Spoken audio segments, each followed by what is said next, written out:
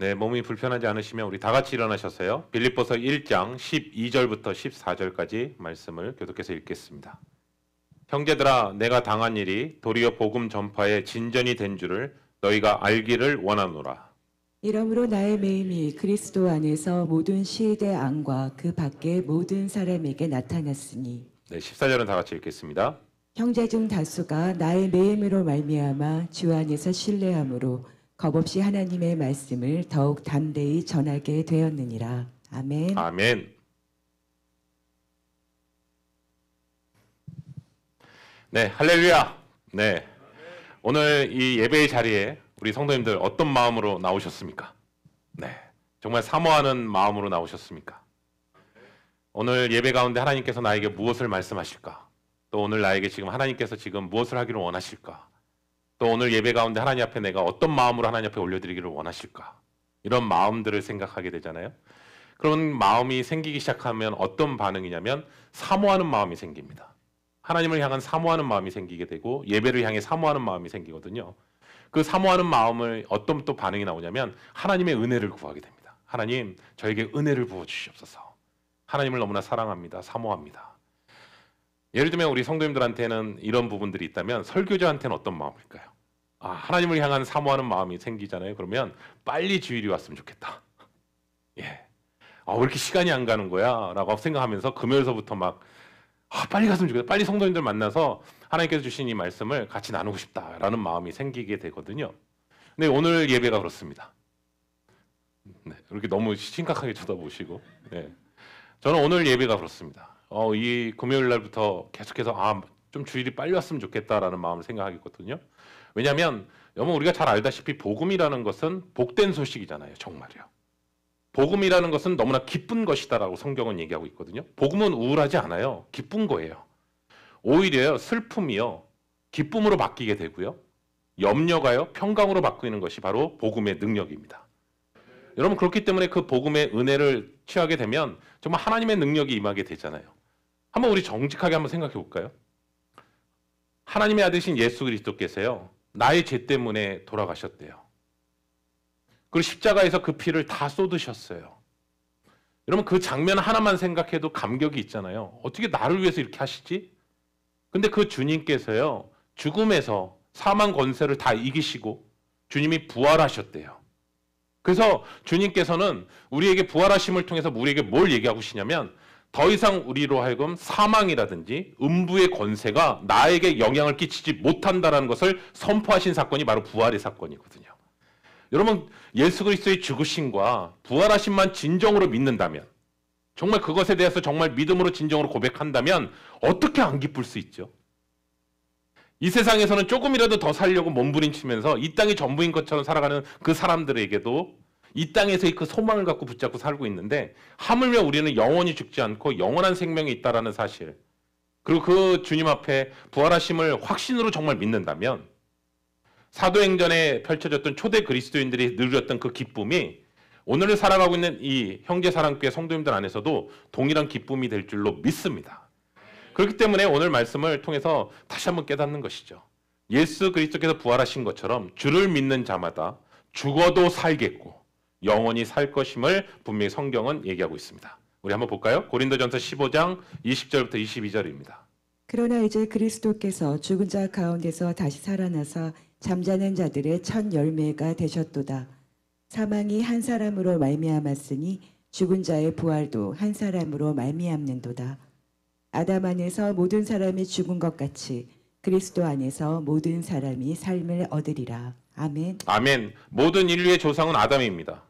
아담이 지은 죄로 말미암아 모든 사람들이 유전자처럼요 다 사망에 이르게 되는 것입니다. 사실은 예수 그리스도 믿기 전에는요 우린 다 아담에 속해 있었던 자들이었거든요. 반면에 사망 권세를 이기시고 부활하신 그리스도를 믿는 사람들에게는 생명을 얻게 되었다라고 또 성경은 얘기하고 있습니다. 여러분 우리가 진정으로 이 부분들에 있어서 영원한 생명을 누린다라는 것은 우리에게 기쁨이 회복되고 하나님 앞에 기쁨으로 나아갈 수 있다는 사실을 얘기합니다. 그렇기 때문에 빌립보서에서는 계속 사도 바울이 뭐라고 하냐면 기뻐하라라고 얘기하는 겁니다. 사도 바울에게 있어서 지금은 매여 있는 상황이고 감옥 안에 있는 상황임에도 불구하고 그가 그 상황 속에서 기뻐하라라고 얘기했던 이유는 그 마음속 깊이 샘솟는 기쁨이 현실에 처해 있는 환경을 뛰어넘는 기쁨이 솟아올랐기 때문이라고 저는 생각합니다. 여러분 우리가 잘 알다시피 사도 바울이 지금 매여 있어요. 그런데요. 엄밀히 얘기하면요. 죄에 대해서 매여 있는 게 아니에요. 사도 바울은요. 사망으로부터 매여 있는 것이 아니에요. 더 나아가 바울은 이렇게 담대하게 얘기하는 것은 뭐냐면 이렇게 얘기하면 내가 당한 일로 인하여 도리어 나는 기뻐하고 또한 기뻐하노라. 자기가 당한 일로 인해서 오히려 기뻐한대요. 그리고 또 기뻐한다라고 확신 있게 얘기합니다. 여러분 잘 알다시피 지금 바울은요. 고난 속에 있어요. 감옥 속에 있어요. 세상 사람들이 얘기하면 수치스러운 사건이에요. 그리고 그 시간들이 너무나 괴로운 시간이에요. 세상 눈으로 보면. 그런데 사도 바울은 오히려 기뻐하고 기뻐한다라고 얘기하고 있습니다. 이런 걸까요? 괜히 믿음 있는 척하는 걸까요? 아니면 역설적으로 아니야 나 사실 기뻐하지 않아. 지금 너무나 힘들어 라고 얘기하는 걸까요? 아니요. 세상에 줄 수 없는 평안과 기쁨이 충만했기 때문에 저절로 터져나오는 고백이었다라는 거예요. 그리고 바울은 일찍이 로마에 대한 비전을 품고 살았던 사람입니다. 사도행전 19장 21절에 보면 이렇게 나옵니다. 이 일이 있은 후에 로마도 보아야 하리라. 이 약속의 말씀을 붙잡고 살았거든요. 그렇기 때문에 우리가 사도행전을 읽다 보면 이 사도행전 19장 21절 이 말씀을 통해서 앞으로 28장까지 어떤 게 펼쳐지냐면 사도 바울이 로마로 가는 여정들로 펼쳐지게 돼요. 내가 로마도 보아야 하리라. 이것이 핵심 구절이거든요. 자신이 하나님 앞에 받았던 그 사역, 사명의 비전을 가지고 나아가는 것이고요. 계속해서 사도행전의 28장에 보시면 결국 마지막 부분 뭐죠? 바울이 로마에서 복음을 전하니라. 그것으로 맞춰지게 되거든요. 그런데 우리가 또 하나 알게 됩니다. 사도 바울이 로마에 가는 과정 속에서 자유 몸으로 간 게 아니라 죄수의 몸으로 끌려서 로마에 가게 된 것입니다. 로마에 이송되는 순간부터 죄수였고요. 로마에 도착하자마자 죄수의 신분이고요. 그리고 처음에는 집에 감금됐었고요. 그 다음에는 감옥에 감금됐었던 것을 보게 됩니다. 그런데 이 상황 속에서 기뻐하라, 기뻐하라 했던 이유는 자신이 감옥에 처해 있는 상황이기 때문에 기뻐하라라는 의미보다는 본인이 감금당한 것이 오히려 복음의 진보가 일어났기 때문에 기뻐한다라고 얘기하는 것이죠. 여러분 2년 동안에요. 감옥에 갇혀 있는 상황 속에서 오히려 그가 매임을 받고 있는데 복음은요 폭발적으로 증거되고 있었다라고 사도 바울은 얘기하는 것입니다. 이제 본문 말씀 보겠습니다. 빌립보서 1장 12절입니다. 형제들아 내가 당한 일이 도리어 복음 전파의 진전이 된 줄을 너희가 알기를 원하노라. 아멘. 아멘. 여러분 우리가 상식으로는 바울이요 좀 편안하게 움직여야 더 복음이 전파되고 자유롭게 선교도 다니고 그래야 복음이 더 확장된다라고 우리는 생각하고 있는데 어떻게 감옥에 갇혔는데 오히려 복음이 진전되고 있지? 라는 질문이 생기잖아요. 오늘 본문 말씀 보면. 근데 진전이라는 단어가요 헬라어로 프로코페이라는 단어를 사용하고 있더라고요. 이 단어의 원어의 의미는요. 군인들이나 선구자들이 앞에 풀이 있거나 나무가 있을 때 칼로 다 제거하면서 앞으로 전진하는 의미의 단어가 바로 이 프로코페이라는 단어를 사용하고 있어요. 다시 말씀드리면 바울이 자신의 몸이 갇혀 있었지만 오히려 도리어 복음의 길을 내는 결과를 나타냈다라는 거예요. 오히려 복음의 길이 더 펼쳐지게 됐다라는 것을 얘기하는 거예요. 그러면 이 얘기를 하는 근거가 있을 거 아니에요. 아니 어떻게 더 펼쳐졌다고 얘기하지? 그렇게 장담할 수 있었던 이유는 뭐냐면 바울을 지키고 있었던 로마 군사들이 자신이 전하는 복음을 통해서 예수 그리스도를 영접한 거예요. 우리 볼까요? 빌립보서 1장 13절입니다. 이러므로 나의 매임이 그리스도 안에서 모든 시위대 안과 그 밖의 모든 사람에게 나타났으니. 아멘. 아멘. 그동안 바울은 자신이 전하고 싶은 데 가서 전했어요. 그리고 자신이 만나고 싶은 사람을 만나서 복음을 전했죠. 근데 지금은 감옥 안에 있다 보니까 감옥 안에 있지 않았으면 절대로 만날 수 없는 사람을 만나게 됐다는 거예요. 그 사람들이 누구냐? 시위대 사람들이라는 거예요. 여러분 시위대 하면 어떤 사람이냐면 로마에서요. 특수부대예요. 그들은 로마 황제를 호위하는 부대예요. 단순하게 군사기술이 뛰어난 사람들 뿐만이 아니라 사상적으로도 엘리트층이 바로 시위대예요. 로마 황제를 철저하게 보호하고 심지어 로마 황제에게도 영향력을 행사할 수 있는 사람들이 시위대 사람들이거든요. 그것은 지금 사도 바울이 그러한 시위대가 지금 같이 있다는 뜻은 어떤 의미냐면 사도 바울의 제목을요 중요하게 여기고 있다는 뜻이 아닐까요? 그냥 단순하게 그냥 잡범이라고 생각했으면 그렇게까지 안 하겠죠. 시위대가요. 이 사람은 뭔가 로마에 안 좋은 영향을 끼칠 수 있는 정치적으로나 여러 가지 영향을 줄 수 있는 사람이라고 생각하기 때문에 시대를 붙인 거죠. 그런데 감옥에 정말 갇히지 않았으면 이 시대 사람을 만날 이유도 없고 이 사람들이 어떤 사람인지도 존재도 잘 몰랐을 거라고 생각이 듭니다. 그리고 시대랑 어떻게 했냐면요. 바울이 쇠고랑을 차요. 그럼 시대 사람도 쇠고랑을 차는 거예요. 그러니까 바울이 움직일 때 이 시대 사람도 같이 움직이는 거고요. 모든 시간을 같이 다니는 거. 언제까지요? 교대할 때까지요. 그럼 한번 상상을 해볼까요? 시대 사람이 이제 다니잖아요. 그럼 바울이 뭘 했을 거라고 생각하십니까? 네. 전도죠. 저는 이거를 예를 들어 볼게요. 저는 이 자리에 계신 성도님들 가운데 미국에 안 계시면요. 진짜 신앙생활 한국에 있었으면 신앙생활 안 하실 분 계실 거라고 생각합니다. 네. 아니면 내 배우자만이 아니었어도 난 신앙생활 안 한다라는 분이 계실 수도 있을 거라고 생각합니다. 또 혹은 내 자녀만 아니어도 내가 신앙생활 안 했을 것 같다. 그렇죠? 내가 정말 미국만 안 왔으면 가족 이민이든 또 유학이든 뭐 초청이든 그 상황이 아니었으면 내가 신앙생활을 안 했을 거라고 생각하는 분이 계실 거라고 생각합니다. 그런데 저는 여러분에게 그렇게 도전합니다. 하나님의 섭리가 있습니다. 네, 하나님의 섭리가 있습니다. 사도행전에 보면 바울은 죄수의 몸으로 로마에 끌려가는 장면이 나오게 되거든요. 그 상황 속에서 유라굴로 광풍을 만나게 돼요. 그 광풍으로 인해서 배가 파손되고 거기 배 안에 있었던 모든 사람들이 죽을 위기에 처하게 됩니다. 바울은 그때 거기 있는 사람들을 향해서 이렇게 얘기합니다. 볼까요 한번? 사도행전 27장 20절부터 25절입니다. 여러 날 동안 해도 별도 보이지 아니하고 큰 풍랑이 그대로 있음에 구원의 영광마저 없어졌더라. 여러 사람이 오래 먹지 못하였음에 바울이 가운데 서서 말하되 여러분이여 내 말을 듣고 그레데에서 떠나지 아니하여 이 타격과 손상을 면하였더라면 좋을 뻔하였느니라. 내가 너희를 권하노니 이제는 안심하라. 너희 중 아무도 생명에는 아무런 손상이 없겠고 오직 배뿐이리라. 내가 속한 바 곧 내가 섬기는 하나님의 사자가 어젯밤에 내 곁에 서서 말하되 바울아 두려워하지 말라. 네가 가이사 앞에 서야 하겠고 또 하나님께서 너와 함께 항해하는 자를 다 네게 주셨다 하였으니 그러므로 여러분이여 안심하라. 나는 내게 말씀하신 그대로 되리라고 하나님을 믿노라. 아멘. 아멘. 지금 배가 파손돼서요. 거기 안에 있는 사람들이요. 다 죽을 소망, 죽을 수밖에 없겠구나라는 생각에 휩싸여 있는 상황입니다. 참 아이러니한 게 하나 있어요. 내가 정말 죽음을 직시하잖아요. 그때 비로소 하나님을 찾습니다. 넌 크리스찬도 그렇습니다. 내가 힘이 있을 때는 안 믿는 것처럼 자신 있게 얘기하지만 내가 정말 죽음에 처하는 상황에 처하게 되면 찾게 돼 있거든요. 그런데 그 상황 속에서 성령님께서 사도 바울에게 말씀하십니다. 뭐라고 얘기했냐면 내가 반드시 로마에 갈 것이다. 지금 배가 다 파손되고 죽음의 이용이고 정말 소망이 없는 그 상황에서 그 말씀을 첫 번째 하시고요. 두 번째는 너가 가이사 앞에 설 것이다.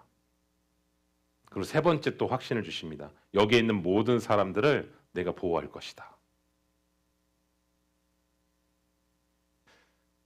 이미 배가 파손돼서 살 소망이 없는 상황인데 사도 바울은 담대하게 거기 있는 사람들을 향해서 얘기합니다. 그런데 참 놀라운 게 있어요. 배 안에 있었던 사람들이요. 사도 바울의 말을 듣고 그대로 행동합니다. 그 자리를 떠나지 않습니다. 몇 명인지 아세요? 276명이요. 여러분 그 중에 한 명이라도 난 정말 안 들어. 내가 어떻게 믿을 수 있어? 하고 뛰쳐나갈 수 있잖아요. 근데 다 그 말을 들어요. 여러분이 잘 알다시피 백부장이랑 처음에는 사도 바울 말 듣지도 않았어요. 항해하면 안 된다고 해도 듣지도 않았어요. 그런데요. 다 들어요. 듣는 것으로 끝나는 게 아니라 하나님이 살아계심을 그 사람들이 경험하게 되는 자리가 됩니다.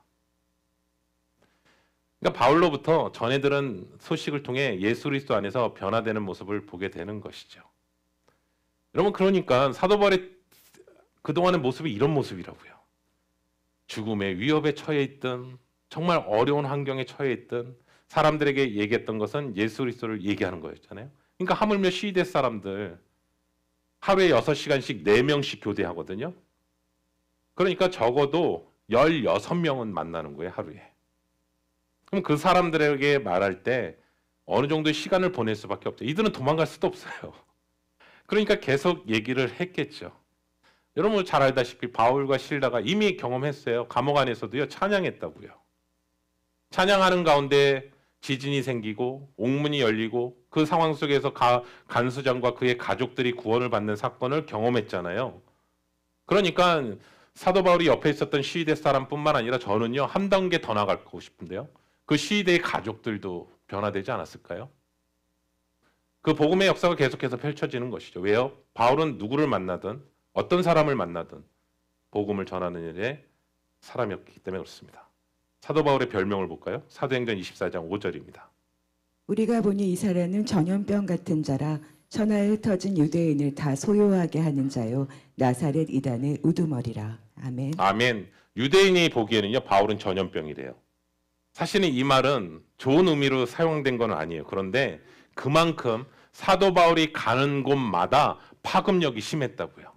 마치 오늘날로 얘기하면 코비드 걸린 분이 움직일 때마다 코비드를 전파하듯이 영향을 주는 거죠. 계속. 그런데 뭘로 전염시켰다고요? 예수 그리스도의 복음으로요. 사랑하는 성도 여러분, 여기까지 말씀을 읽으면서 여러분 이런 질문 생기세요? 아, 이거는 사도 바울이니까 가능한 것이지 나와 어떻게 상관이 있어? 예, 그렇게 생각하시면 안 되고요. 예수 그리스도를 믿고 따르는 모든 성도들에게 있어서 동일한 질문이라는 거예요. 한번 동일하게 질문하겠습니다. 내가 지금 고난이 있느냐? 내가 정말 너무 힘든 상황에 처해 있느냐? 성경은 얘기합니다. 그게 문제가 아니야. 아, 그럼 내가 지금 너무나 잘 살고 있느냐? 그것도 문제가 아니야. 내가 어떠한 상황이든지 상관없이 나의 상황 속에서 지금 살아계신 하나님을 만나고 있느냐? 그것이 중요하다는 거예요. 우린 자꾸 환경을 탓하는데 아니요. 어떠한 환경이라도요. 내가 지금 있는 자리에서 하나님을 만나고 하나님께서 나의 삶 가운데 역사하시는 것을 체험하고 있다면 상황과 환경은 문제가 되지 않는다는 거예요. 여러분 한 걸음 더 나가볼게요. 모든 문이 막혔어요. 모든 사람이 나를 오해해요. 모든 사람이 나를 핍박하기도 해요. 모든 사람이 나를 비아냥거리기도 해요. 그런데 그 상황 속에서 하나님이 지금 나와 함께 계시고 하나님이 나와 함께 일하고 계시다라는 것을 믿는다면 그 역사심을 정말 체험한다면 나에게 있어서 그 문제는 아무 문제 아닙니다. 거꾸로 얘기할까요? 나는 지금 모든 문제가 잘 풀리고 있고 모든 것들이 다 취하고 있고 소위 말하는 모든 것들이 다 잘 되고 있다고 하더라도 하나님께서 함께 계신다는 것을 못 느끼고 있다면 그게 진짜 위험한 겁니다. 그게 정말 적신호입니다. 여러분에게 진지하게 질문합니다.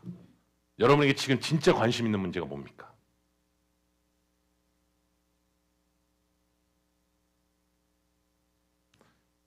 환경 아닙니다. 내가 처해 있는 문제도 아닙니다.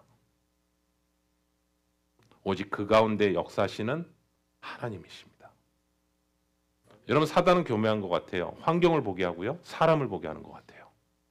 그러면 바로 찾아오는 게 낙심과 절망이거든요. 그런데 오늘 사도 바울을 통해서 다시 한번 얘기하는 것이죠. 환경 상황 아니다. 내가 지금 하나님과 함께하고 있느냐. 지금 내 삶 가운데 하나님께서 일하고 계시느냐. 그것이 가장 중요하다. 그게 감옥이든 내가 처해 있는 환경이든 어느 곳이든 간에 내가 하나님과 함께하는 것. 그것이 바로 진정한 기쁨이고 위로고 사역이다.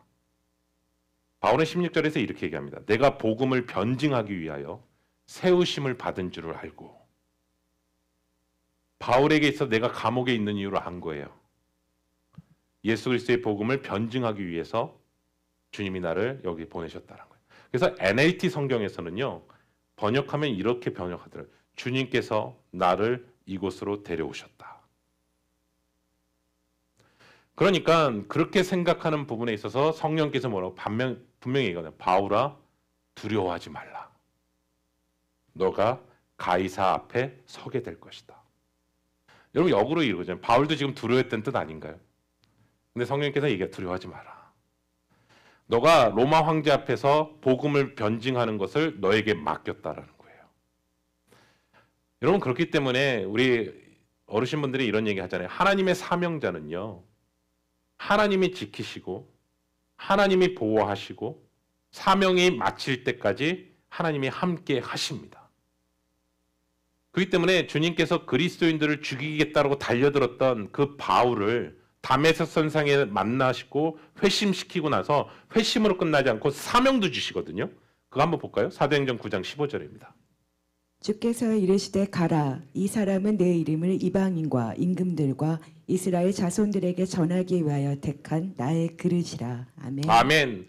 저는 우리 귀한 성도님들에게요. 하나님의 부르심이 있을 거라고 저는 분명히 믿습니다. 근데 저는 여러분에게 한 건 더 나갔으면 좋겠다. 하나님의 부르심으로 끝나게 되면 나는 하나님의 자녀야. 거기에만 계속 머물러 있어요. 그런데요. 하나님은 우리를 부르셨을 뿐만 아니라 사명도 주신다고요. 하나님께서는 분명히 사명을 주신다고. 그 사명이 뭐냐면 이방인들과 임금들과 유대인들에게 복음을 전하는 사명을 주신 거예요. 그렇기 때문에 사도 바울은요. 그 사명을 붙들고 살았기 때문에 신약 성경에 13권을 또 쓰여지게 됩니다. 유대인들, 이방인들, 또 임금들, 그 대상들을 향해서 하는 것이죠. 그리고 또 하나는 사도 바울을 통해서 또 하나 깨닫는 게 있어요. 그것은 뭐냐면 그의 여정 가운데 주님을 처음 만났을 때나 또 주님을 알아가는 성화의 과정에 있을 때나 주님 앞에 서는 그날의 모든 과정 가운데 끝까지 붙들고 있었던 게 하나 분명히 있더라고요. 그것이 뭘까? 갈라디아서 6장 14절입니다. 우리 다 같이 읽어볼까요? 시작. 그러나 내게는 우리 주 예수 그리스도의 십자가 외에 결코 자랑할 것이 없으니 그리스도로 말미암아 세상이 나를 대하여 십자가에 못 박히고 내가 또한 세상에 대하여 그러하리라. 아멘. 아멘. 많은 사명을 이뤘어요. 그리고 또 하나는요. 자신을 희생하며 복음의 길을 열었다라고 얘기해요. 여기까지 가시는 분도 많은 것 같아요. 근데 끝에서 자꾸 이상한 행동을 하시는 이유는 뭐냐면 마지막 부분이에요. 뭐냐고 얘기냐면 십자가 외에는 자랑할 것이 없다. 앞에까지는 잘 가셨어요. 근데 그 다음에 이걸 자랑해요. 나의 수고와 헌신했던 거를요. 거기서 무너지는 거예요. 그런데 사도 바울은 마지막까지 놓치지 않는 것은 십자가 외에는 자랑할 것이 없다. 그 이유는 뭘까요? 예수 그리스도 안에서만 생명이 있기 때문에 그런 거예요. 그렇기 때문에 그리스도 안에서의 주시는 기쁨과 평안이 있기 때문에 십자가 외에는 자랑할 것이 없다라는 거예요. 나의 어떠함도 아니고 나의 어떠한 형편도 아니고 내가 어떠한 것을 가졌음도 아니고 예수 외에는 내 삶 속에 어떠한 것도 나타내고 싶지 않고 예수 외에는 나에게 어떠한 것도 말하고 싶지 않은 그 마음, 예수 그리스도 외에는 내가 십자가 외에는 자랑할 것이 없다라고 얘기하는 것이죠. 지난주에 같이 선우건 장로님, 장석중 장로님 찬양한 가사처럼 주 예수보다 귀한 것은 없네 찬양이죠. 근데 그 찬양은 오늘 살아가고 있는 저와 우리 귀한 성도님들이 주님 앞에 서는 그날까지 고백되어야 될 찬양일 줄로 믿습니다.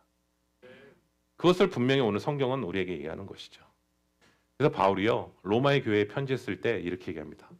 참 우린 살아도 주를 위해 살고 죽어도 주를 위해 죽는다. 우리는 다 주의 것이다. 여러분 이 고백하고 주님 만나야 되지 않겠습니까? 살아도 주를 위해 살고 죽어도 주를 위해 살고 나는 다 주님의 것입니다. 만약 이런 고백을 하신 분이 구원이 흔들릴까요? 신앙이 막 이렇게 요동칠까요? 사나 죽으나 주의 것이다. 그 마음이 얼마나 충만했으면 눈에 보이는 어떤 환경도 뛰어넘는 감사와 기쁨이 있다라는 사실인 것이죠. 사도 바울은 하나밖에 없습니다. 관심이요. 예수 전하는 거 하나밖에 없었습니다. 그래서 어떤 상황이든지 누굴 만나든지 할 수 있는 것입니다. 여러분 그럴 것 같아요. 우리가 노년이 되면요. 병원에 가실 수도 있잖아요. 그러면 이럴 때 내가 평생 이렇게 하나님 앞에 사역했는데 나는 왜 이렇게 처절하게 이런 몸이지? 혹시라도요. 널싱홈에 가시게 됐을 때 만약에요. 나는 가족들도 날 버린 것 같고 하나님도 나에게 왜 이러시지라고 생각하지 마시고요. 널싱홈에 붙여주신 하나님의 영혼이 있지 않을까요? 저희 장인어른도 그 폐가 너무 약하셔서 호흡을 못 하시게 되니까 우리 권사님도 아실 거예요. 장인어른 어떤 스타일이신지. 다니시면 복음 전하시는 거예요. 또 캘리포니아 오실 때 여행 보냈더니 거기 가서도 또 전도하시는 거예요. 또 여행 다니시다 다리 삐신 분 또 다리 낫게 하시면서 또 기도하시고. 그래서 한국 가셔도 그분이 교회 다니셔갖고 또 거기서 만나시게 되고. 그분 아버님은 그러셨거든요. 근데 어느 순간 교회 가는 게 너무 좋아하셨던 분이세요. 그걸 누구 만나고 상가집에도 제일 먼저 가시고. 그 청년들 오면 누구보다도 먼저 반가워해주고 인사하고 또 기도해주시고. 근데 그 병원에 가신 거예요. 코비드가 터졌어요. 사랑하는 가족들도 면회를 못해요. 그리고 거기에 있는 병동은요, 죽음을 앞둔 사람들이에요. 하루 이틀씩 사람들이 죽어나가는 거예요. 들어왔다 나갔다 들어왔다 나갔다. 근데 여러분 그것도 굉장히 큰 고통이래요. 같이 옆에 있었던 사람이 죽어서 나가는 거예요. 근데 아버님도 눌리더래요. 그 호흡은 점점 못 쓰시고 그 산소통 점점 커지고 스스로 움직일 수도 없고 그 상황에 처해 있는 거죠. 평생 교회에서 생활하시고 그렇게 사셨던 분인데 얼마나 답답하시겠어요. 늘 기도하셨지만 그 현장 속에서 기도할 수밖에 없는 것이죠. 근데 아버님이 바뀌신 거예요. 거기 오는 환자들을 위해서 기도하는 거예요. 거기 있는 환자들을 향해서 복음을 전하는 거예요. 거기 오고 있는 의사랑 간호사들에게 복음을 전하는 거예요. 퇴원은 못하셨어요. 병원에서 돌아가셨어요. 그렇지만 장례를 치르는 과정 속에서 아버님이 병원에서 어떻게 시간을 보내셨는지는 듣게 됐어요. 맞습니다. 어느 순간 우리가 매일 수도 있습니다. 근데 그 매임이 하나님이 나를 버리시는 시간이 아니라 오히려 그 시간을 통해서 하나님도 여전히 일하고 계시다는 사실입니다. 사랑하는 성도 여러분, 삶이 치열합니다. 여전히 나아지지 않는 것 같습니다. 맞습니다. 근데 그 환경을 자꾸 보면 낙심합니다. 마음이 더 괴롭습니다. 그런데 오늘 말씀을 통해서 다시 한번 얘기합니다. 환경과 상황을 보지 말고 그 상황 속에서 일하시는 하나님이 함께 계시느냐. 그것이 오히려 하나님의 일하심을 더욱더 깊이 체험하게 됩니다. 하나님의 일하심은 우리의 환경에 갇히지 않습니다. 우리의 시간에 제한하지 않습니다. 오히려 그 시간 속에서 하나님의 일하심을 계속해서 바라보며 하나님이 여러분들과 함께 하신다는 사실을 다시 한번 믿음으로 고백하며 나아가시기를 정말 예수 그리스도의 이름으로 축원합니다.